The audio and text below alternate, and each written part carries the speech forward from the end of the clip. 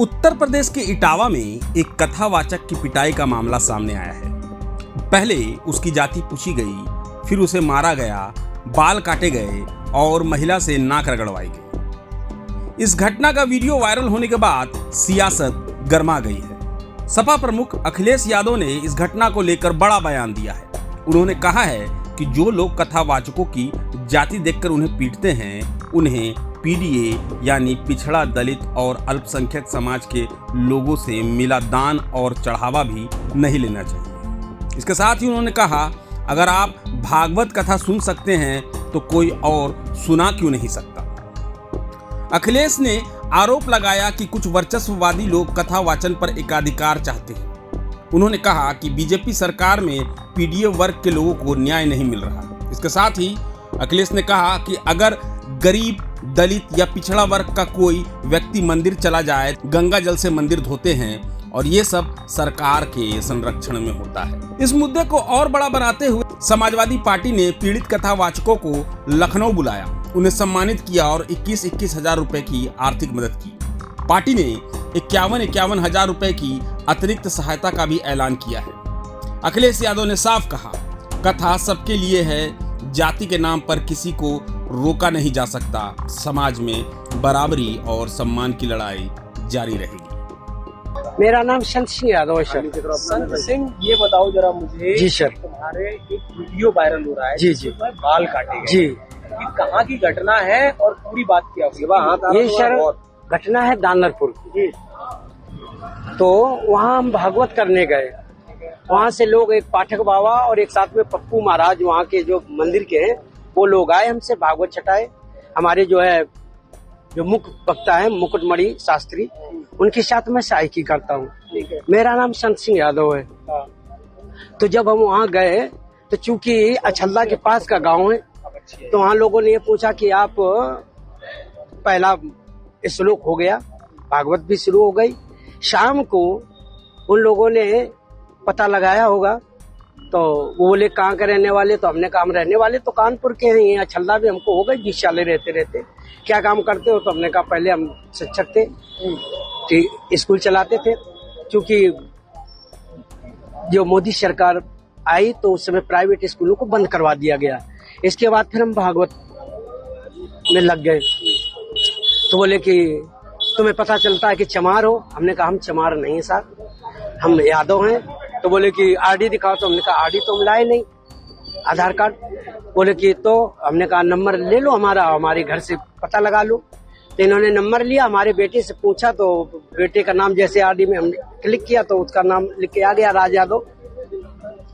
इन्होंने कहा कि साले ये 103 देरी है यहाँ पे ब्राह्मणों के गाँव में, तुम यादव होकर के, चमार होकर के यहाँ भागवत कहने आए हो। और इन्होंने बहुत हमें मारकूट करना शुरू कर दिया।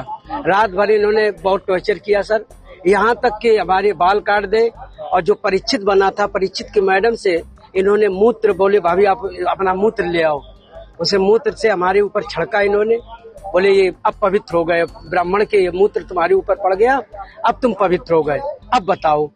अच्छा, तो ये तुमसे पैर क्यों छुआए गए? पैर इसलिए छुआए गए कि तुम यहाँ पे संकल्प करवाया, तो आपने हमारी भाभी से, हमारी जो है ये ब्राह्मणी है, इससे आपने पैर छुआया। हमने कहा पैर हमने नहीं छुआया, हम तो वैसे भी पैर नहीं छुआते। हमने ये कहा कि ठीक है ठीक है ठीक है।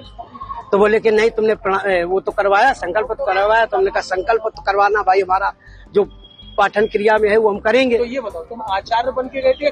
जी नहीं, आचार्य बन के, सहायक आचार्य। सहायक आचार्य। जी जी। कथावाचक कौन था? मुकुटमणि महाराज। मुकुटमणि, वो कौन बरादरी है? वो भी यादव। वो भी यादव। जी। तो जिन लोगों ने आपको कथावाचक के लिए बुक किया था, जी, वो कौन बरादरी? वो ब्राह्मण है। वो ब्राह्मण जी। तो ये कथा कब से होनी थी? ये तारीख 21 तारीख से सर। कि समाज में जो घटनाएं हो रही हैं, भारतीय जनता पार्टी उनका पॉलिटिकल लाभ लेने के लिए घटनाएं होने देना चाहती है। भारतीय जनता पार्टी, इनकी सरकार में बैठे लोग न्याय देने लगे और निष्पक्ष कार्रवाई करने लगे तो बहुत सारी घटनाएं होंगी नहीं, बहुत सारे गरीब लोगों को न्याय मिल जाएगा। इस सरकार का रवैया क्या है, इस सरकार का रास्ता क्या है। कई मौकों पर मैंने कहा यह सरकार हार्टलेस है, अनडेमोक्रेटिक है और हर वो काम अनकॉन्स्टिट्यूशनल उसको सपोर्ट करती है। बाबा साहब भीमराव अम्बेडकर जी का संविधान, उसकी प्रस्तावना,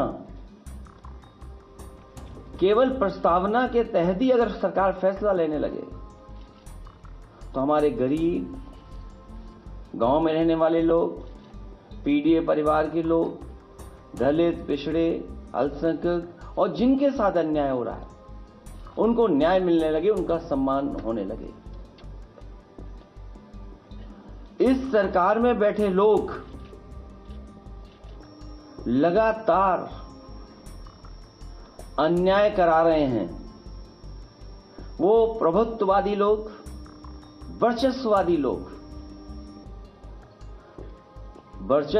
लोग, प्रभुत्ववादी लोग लगातार पीडीए परिवार के लोगों को डरा रहे हैं, धमका रहे हैं, अपमानित कर रहे हैं। सोचने का सवाल यह है, भागवत कथा सबके लिए है, भागवत कथा सबके लिए है। जब सब सुन सकते हैं तो सब बोल क्यों नहीं सकते? भागवत कथा सबके लिए है, सब सुन सकते हैं तो सब बोल क्यों नहीं सकते हैं?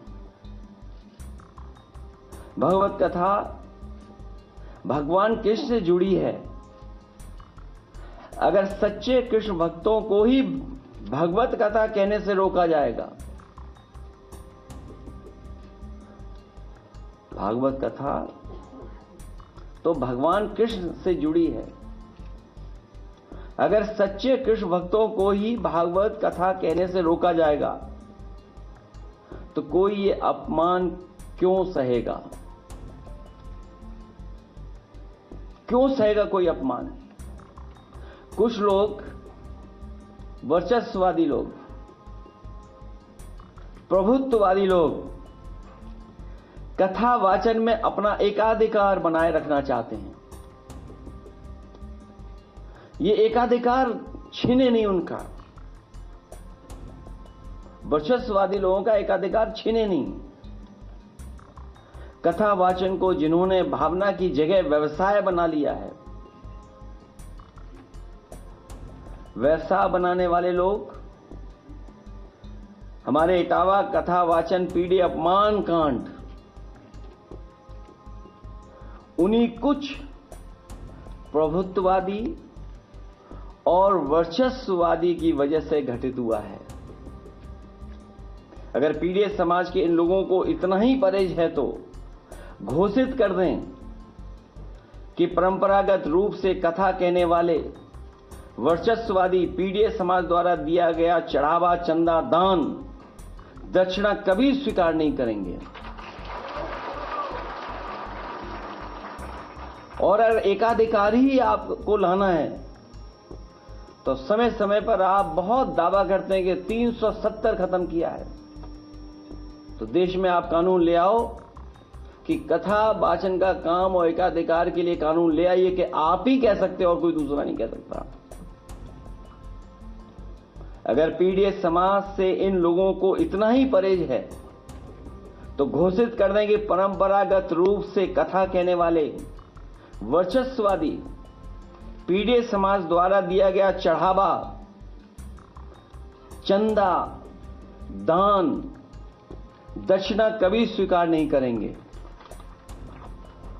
प्रभुत्ववादी और वर्चस्ववादी समय समय पर कभी घर को गंगा जल से तो कभी मंदिर को धुलवाकर पीड़ित समाज का मानसिक उत्पीड़न व अपमान करते हैं और अब तो सिर तक मुड़वा रहे हैं। अभी तक तो हमने आपने वो घटनाएं सुनी, देखी जहां पर घरों को गंगा जल से धोते थे ये लोग। अगर कोई पीड़ित परिवार का मंदिर चला जाए तो मंदिर को गंगा जल से धोते हैं और अब तो सीमा लांघ गई ये वर्चस्ववादी। आखिरकार किसका आशीर्वाद है? क्या सरकार का आशीर्वाद नहीं है, जिसकी वजह से सर तक मुंडवा दे रहे हैं, पेशाब तक करवा दे रहे हैं, और रात भर पीटने के साथ साथ उनकी ढोलक छीन लेना, हारमोनियम छीन लेना, दबाव बनाकर के कितने पैसे देना था कथावाचक के लिए, उसमें जो खर्चा हुआ वो खर्चा नहीं दोगे तो रात भर पिटोगे, अगर पैसा दे दोगे तो बचोगे। आखिरकार ये वर्चस्ववादी और प्रभुत्ववादी लोग इतनी ताकत कहां से पा रहे हैं?